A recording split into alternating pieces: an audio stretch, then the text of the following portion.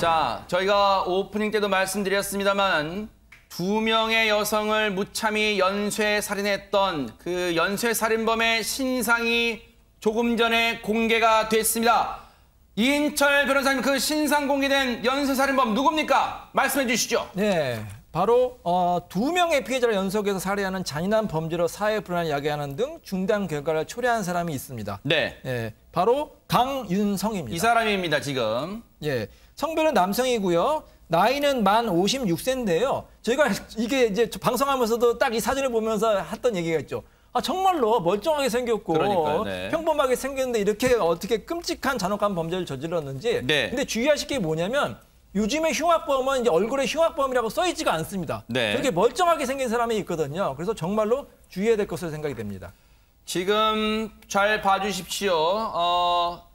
2명의 여성을 무참히 살해한 연쇄살인범입니다. 전과가 14범이고 교도소에서 지금까지 복역한 기간만 23년, 보호관찰 4년까지 합하면 27년을 교도소를 들락날락하고 그리고 법의 감시 아래 있었습니다. 자신의 나이 절반보다 더 넘는 기간이에요. 그런데 2005년에 여성 30명을 무려 강도강간 범죄를 저질렀던 그런 흉악범입니다. 그런데 다시 사회에 나와서도 출소한 지 석 달 만에 이런 극악무도한 범죄를 저지른 겁니다. 지금 이 강윤성을 수사하는 경찰도 여러 가지 이제 보강조사를 하고 있을 텐데 여기 경찰서도 지금 발칵 뒤집혔다는 얘기가 들렸는데 이건 대체 무슨 얘기입니까? 네, 안지윤 기자님. 강윤성을 수사 중인 서울 송파경찰서에서 다름 아닌 코로나19 확진자가 발생이 된 겁니다.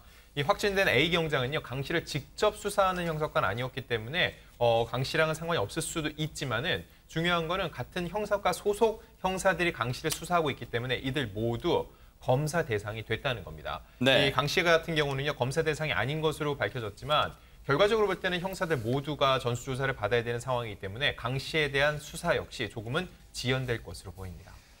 앞서도 저희가 여러 차례 말씀드렸습니다만 지금 강윤성은요 전혀 반성의 기미가 없습니다. 반성의 모습을 보이지 않고 있어요. 그런데 여러 가지 지금 얘기들이 나오고 있습니다만은 계획범죄로 보이는 정황이 계속해서 나오고 있다면서요, 김유진 아나운서. 그렇습니다. 강윤성은 첫 번째 살인을 저지른 날 오후 4시쯤 철물점에서 절단기를 구입하는 모습이 포착이 됐습니다. 그리고 1시간 뒤에는 근처에 있는 마트에서 흉기를 구매했던 것으로 확인이 됐는데요. 네. 흉기를 구매한 이 경위에 대해서 경찰은 금품을 빼앗을 목적이었던 것 같다라고 추정을 하고 있는 상황이고요. 이렇게 범행 도구를 미리 준비했다는 것이 잇따라 확인이 됐기 때문에 계획 범죄가 아니었을까 하는 쪽으로 무게가 쏠리고 있습니다.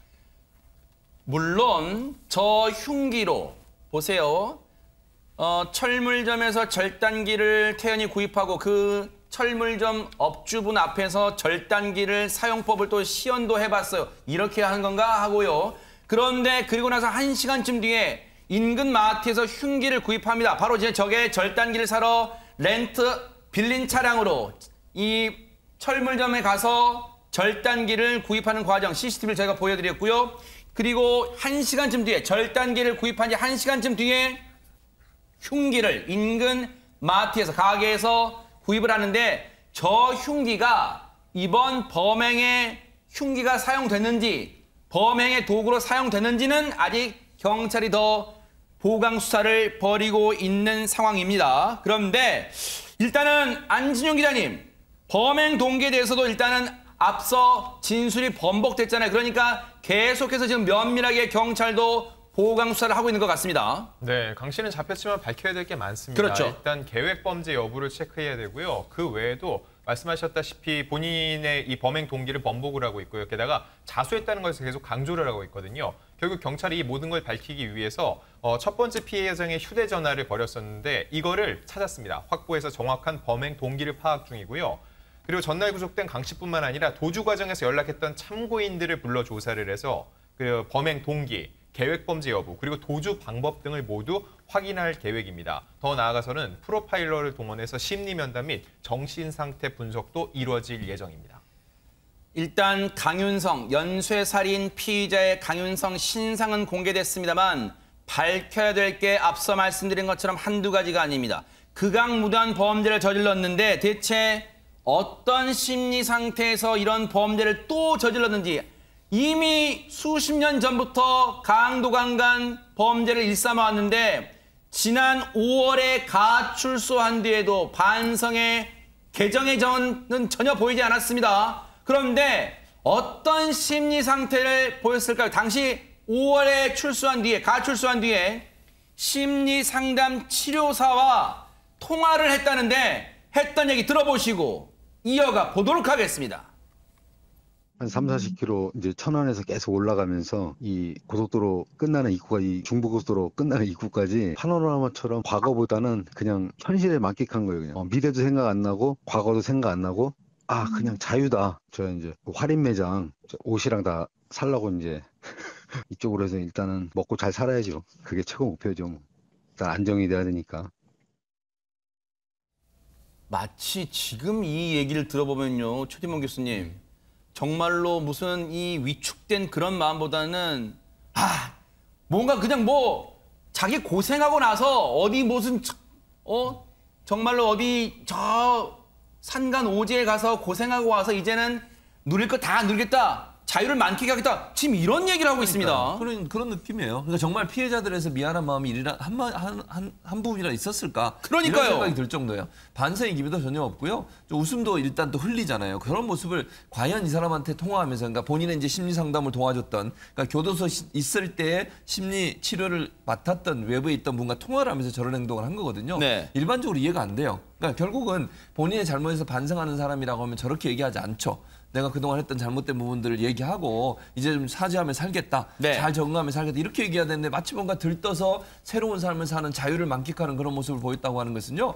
뭔가 저 자유를 얻기 위해서 끊임없이 뭔가 계획하고 노력하지 않았다는 생각이 들어요. 그게 왜 그러냐면 네. 이 사람이 또 하나의 일이 있어요. 그게 뭐냐면 복역 중에 교정 당국에서 홍보물을 만들었나 봐요. 그 홍보물 안에 교정에 이제 거기 교도소에 있는 사람들이 글을 썼는데 이 사람이 기고를 했어요. 허허. 기고한 내용을 보면 이렇습니다.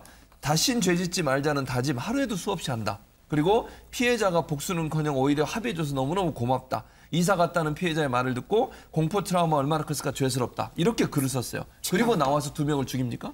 와, 이게 말이 됩니까? 진짜 기가 막히네요. 이 기고 글이라는 게 저는 진심이 아니라고 보여져요.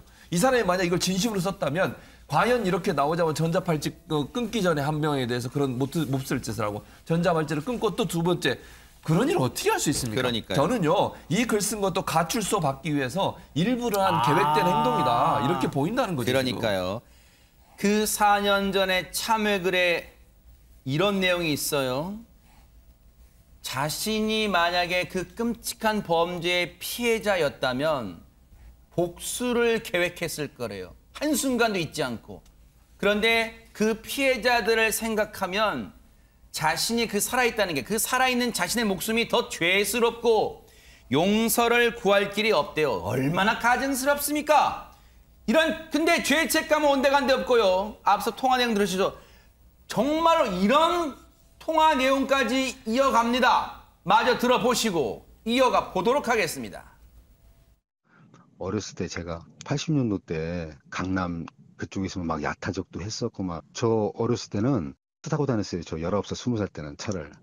방배동 카페 골목에서부터 압구정도 논현도 이쪽에서 계속 그 문화에 젖었었거든요. 근데 제 주위에 아는 사람들이나 친구들은 다 집안이 진짜 빵빵하고 진짜 부자들이에요. 나는 뭐 몇 달 후에 1년 후에 나는 더 팰리스가도 들어갈 수 있다. 그런 의욕이 제가 굉장히 강해요.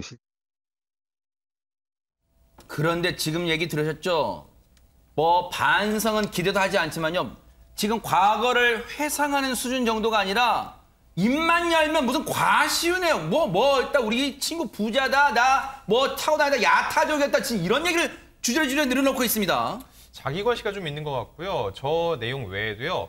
어떤 내용 중에 이게 왜 안 돼? 될 수 있을 거야. 뭐 오피스텔 방이 안 좋더라도 오히려 이게 나한테 더 자극제가 돼서 나는 더 잘 살 거야 라고 얘기를 한다고 하는데 이게 자칫 이 사람의 과대망상, 어찌 보면은 정신 이상이 있는 걸로 해서 마치 심신미약을 주장하는 하나의 요건처럼 이 사람이 활용할 수도 있다는 우려가 들고요. 반대로 생각하면은요, 이거 역시 계획적일 수 있다는 겁니다. 이런 얘기를 계속 함으로 인해서 주변 사람들이 계속 꼬이도록 만들고 또 여성들을 유인해서 본인의 어떠한 불순한 의도를 달성하기 위한 목적으로 이런 얘기를 끊임없이 해온 게 아닌지도 의심해 볼 필요가 있습니다. 참 기가 찹니다. 웃기지도 않습니다. 자기 최면이에요? 자기 동료예요? 자기를 이렇게 응원하는 거예요? 뭐라고 하니 들으셨죠? 평소에 그런데요. 왜 안 돼? 할 수 있어. 이런 생각을 갖고 있대. 그러면서 오피스텔 방이 안 좋더라도 일단 이게 오히려 자극이 돼. 난 할 수 있어. 더 넓은 데로 이사 갈 수 있어. 아마 그런 생각한 것 같아요. 딴에는 100번 양보해서 그래요. 15년 강력범죄 저지른 다음에 출소해서 15년 이 복역하고 가출소해서 정말 100번 양보해서요. 속이 후련하다고 쳐요. 그래도 일말의 양심이 있으면 죄책감은 가져야 될 거 아닙니까? 그런데 이런 말까지 이어집니다. 한번 들어보시고 이어가 보도록 하겠습니다. 돈이 최고잖아요. 그래서 난 저 외제 고가 바이크도 좋아했고 제트스키 타러 다녔고 계속 그런 생활을 하다가 늘어나는 건 전과고 외제 고급 바이크 좋아하니까 이제 오토바이 타고 막 다니고 그러니까 여대행에서 이제 많이 따른 거예요, 저하고. 그래서 저하고 같이 이렇게 막 놀러 다니니까 그 실장이 이제 그 회식에서 저를 갖다 다 명단에서 빼는 거예요. 끼워주질 않아. 그때 당시 이제 출소한 이후에 이런 게 왕따 문화구나 처음 느낀 거죠. 3명이 찾아온 거예요. 그쪽 한탕하러 가자. 그래갖고 근데 그때 당시에 뭐 저 진짜 그 세계에서 잘 나가다 보니까 막 거기 강남 템프로 이런 마담들이나 사장들이 술을 그냥 막 준 거예요. 그럼 술값이 막 4천만 원, 5천만 원 되는 거예요. 근데 왕따 당했지. 또 동생애들은 찾아왔지. 그래서 이제 그때 이제 다시 이제 발 담그기 시작한 거죠. 어처구니가 없습니다. 자기는 그냥 좀 바른 생활 살려고 했는데 이른바 교도소 동기들이 찾아오는 바람에 그 죄악의 구렁텅이에 어쩔 수 없이 발을 다시 디뎠다? 아주 어처구니가 없습니다. 김유진 아나운서. 그렇습니다. 방금 통화 내용 들으셨지만 강윤성은 내가 잘못을 저질렀다라기보다는 다른 사람들이 만들어 놓은 상황이 그렇게 돼서 어쩔 수 없이 벌어진 일이다라는 식으로 자기의 범죄를 정당화하려는 그런 태도를 보이기도 했는데요. 이 통화의 상대방이었던 심리치료 강사는 이렇게 이야기를 합니다. 강윤성이 출소한 이후에 삶에 대한 적극적인 의욕을 보였다. 그러면서 어쩌면 부족한 사회적 시스템이 강 씨를 이렇게 만든 것은 아닌지 하는 측면도 있다라면서 생각할 여지를 남겼습니다. 출소 후에 반성, 자책, 죄스러움 이런 거 얘기하기는커녕 고가의 이 아파트 건물을 얘기하고 그리고 전과가 있었다는 자기 자신을 얘기하는 데는 아주 웃음기가 있어요. 웃는 목소리예요. 제정신입니까 정말? 대체 어떤 생각을 갖고 살아가고 있었을까요? 범죄 심리 전문가 얘기 들어보시고 이어가 보도록 하겠습니다. 근데 그게 현실적으로 가능하지 않은 목표죠. 그 현실 판단 능력상에 심각한 어떤 미성숙이 존재하는 거죠. 그런 건 사실과 좀 거리가 있겠죠. 근데 이제 본인은 과도한 이제 피해 의식 같은 걸 주장하면서 마치 내가 가해자가 아니고 피해자인 양 변장하는 거죠. 그 사회적으로 비난 가능성을 회피하겠다는 태도잖아요, 그게. 그래서 결국은 피해자가 잘못한 거다 이런 거잖아요. 적반하장 태도지, 그야말로. 적반하장 태도라는 게 쏙 들어오는 게 이 검찰 영장 심사를 받으러 과정에서도 보셨겠지만 취재진 발길질하고 취재진한테 호송차 타면서도 너희들이 언론들이 진실을 보도하지 않기 때문이다. 뭐 이렇게 호통도 쳤어요. 맞아요. 네. 그런 모습은 사실은 일반적이지 않죠. 그러니까요. 거기 나와서 언론들이 다 취재하고 있는 그런 모습을 보입니까? 말이 안 되는 거예요. 그만큼 본인의 과시욕이 있는 것 같고요. 또 하나는 이 사람이 현실, 아까 이수정 교수 인터뷰도 그게 나왔습니다만 현실 불가능한 얘기를 하고 있어요. 네. 본인이 뭐 1년 안에 어느 아파트에 그 아파트는 고가의 아파트이면 1년 안에 그만큼 돈을 벌 수가 없어요. 아무리 해도. 아하. 그런 상황에서 그런 얘기를 하는 것도 말이 안 되고 또 하나는 국선 변호인이 지정이 됐는데요. 본인 변호 안 하겠다고 그래요. 그러니까 변호사 안 하고 본인이 직접 하겠다고 계속 얘기를 하고 있는 상황이거든요. 네. 이것도 사실은 자기 입장을 변호사가 대변하지 못할 거라는 자기만의 과시가 있는 거예요. 또. 그러니까 본인은 내가 내 말을 하는 거지 언론에 대한 그런 과격한 태도도 어찌 보면 그렇다고 보거든요. 언론이 네. 제대로 보도 안 한다. 이 얘기는 나를 대신해서 내 입장을 대변할 사람 없다. 네. 내가 내 얘기를 해야 된다. 이런 얘기를 하면서 본인이 마치 피해자인 것처럼 사회적 피해를 당해서 그런 행동을 했다라고 정당화시키려는 사이코패스적 성향을 보이는 게 아닌가라고 하는 게 전문가들의 진단입니다. 자, 강윤성은 이제 앞서 말씀드린 것처럼 경찰 신상공개 심의위를 통해서 신상이 다 공개됐습니다. 이미 얼굴은 다 사진을 통해 공개됐고요. 그리고 나이, 이름까지 공개가 됐습니다. 다만 이제 경찰이 뭐 인위적으로 공개하기는 어려울 것 같고 검찰 송치 과정에서 아마 자연스럽게 모자나 글쎄 마스크까지는 지금 코로나 국면이기 때문에 마스크까지 벗기가 어렵다면 모자는 아마 씌우지 않을 가능성도 있는데 그 과정에서 자연스럽게 언론에 노출되는 방식으로 신상이 공개될 것 같은데 얼굴이 공개될 것 같은데요. 이미 얼굴은 공개됐습니다. 이미 과거 이 찍었던